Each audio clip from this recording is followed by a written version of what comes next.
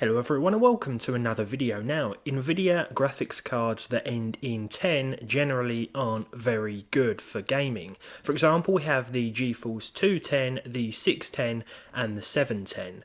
I think they're supposed to be a 1010 as well, but I've not seen one in the wild, so for now I'm just going to have to assume that it sucks by default until I can get my hands on one to test. Now, I may have missed a couple out. I think there's a 310 somewhere in there too, but generally all of these cards, well, they're not going to produce solid frame rates in games, and that's not exactly what they're supposed to do anyway. Today I wanted to compare the 210, 610 and the 710 to see which one, well, it's obvious which one's going to be the best, but just to see how much difference then there is between these three.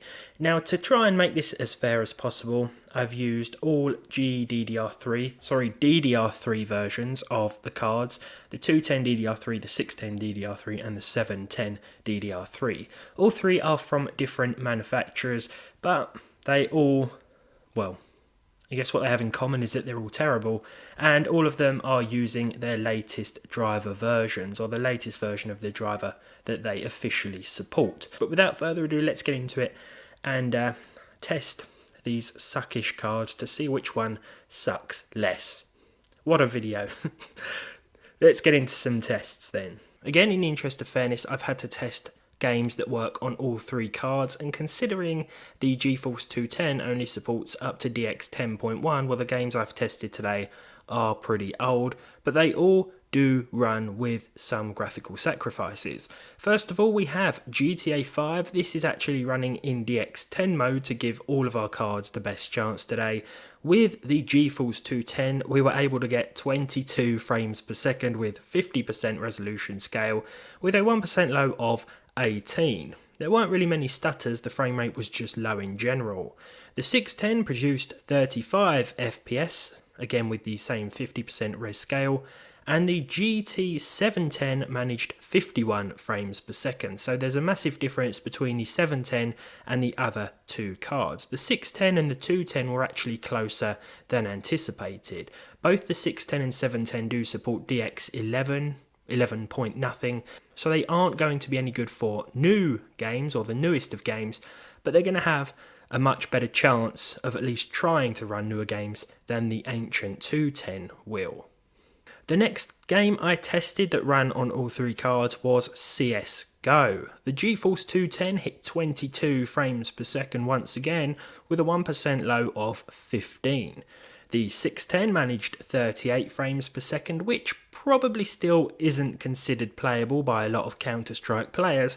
However, the 710 managed 68 FPS with a fairly solid 1% low, although there were a few stutters here and there.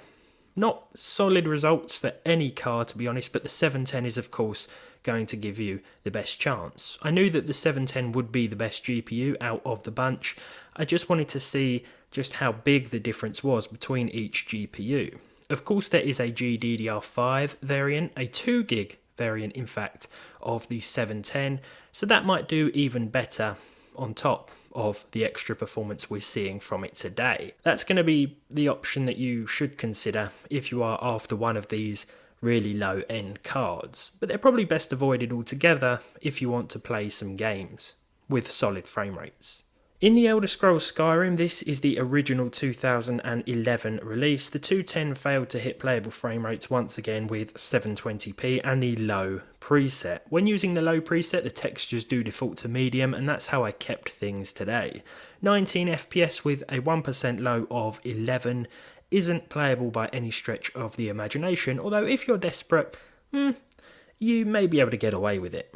The 610 hit 35 FPS, so I think we've sort of crossed that line of playability with this one, especially considering that the 1% low was 30.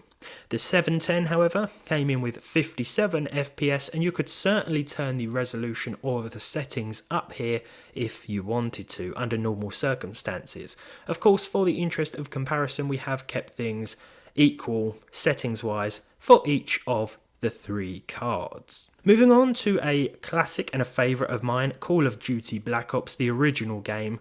I jumped into a bot match here with all 3 cards, and we were seeing 21 FPS with the GeForce 210. The 210 of course doesn't even have a GT before the name, because it's just that bad I guess, but 21 FPS on average with a 1% low of 15. When using the 610, this frame rate jumped all the way up to 48 with a 1% low of 36, and the 710 blew both of those out of the water with 86 FPS on average and a 1% low that was able to hit at least 60 as well, with 62 FPS to be exact. Now your frame rate will differ depending on the map you are playing of course, but for the most part the 710 is going to be leagues ahead of the 610, which in itself is miles ahead of the 210. The final game I tested today was the OG Crysis. With the GeForce 210 and the low settings, we were able to squeeze 29 FPS out of it with a 1% low of 24. Crysis is one of those games where the low settings looks like a totally different game than when it's being played with, well, even medium, to be honest.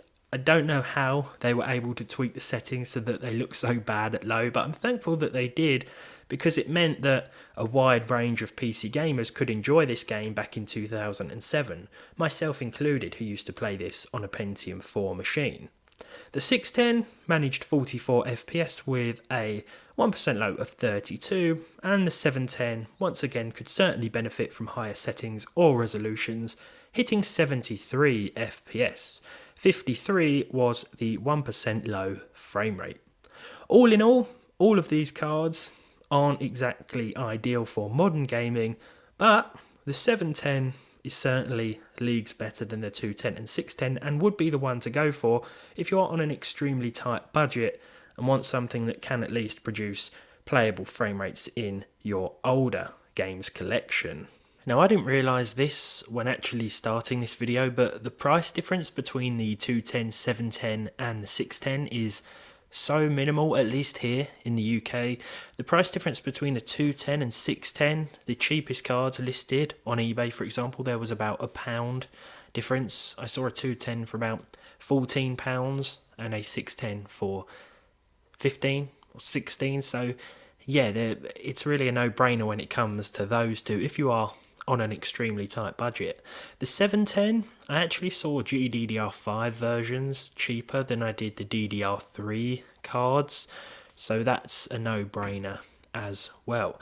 The GDDR5 version I saw was going for about 20, and there were some DDR3 cards for around the same price. Now I can't remember off the top of my head just how much of a performance difference there is between the two differing memory versions, but it might be quite significant in some games and different in others. I've got a GDDR5 card somewhere in that box of cards I bought online that I can actually test if you want me to make a comparison between those two in 2022. So yeah, I mean the 710 is definitely a no-brainer if you are picking between 3 low-end cards like this. I just thought it was interesting to sort of take a look at the differences between all 3 of these things. With all that said and done then, thank you very much for watching. Let me know what you think of these cards down below in the comments. Leave a like if you enjoyed this one, leave a dislike if you didn't, subscribe to the channel if you haven't done so already, and hopefully I'll see all of you in the next one.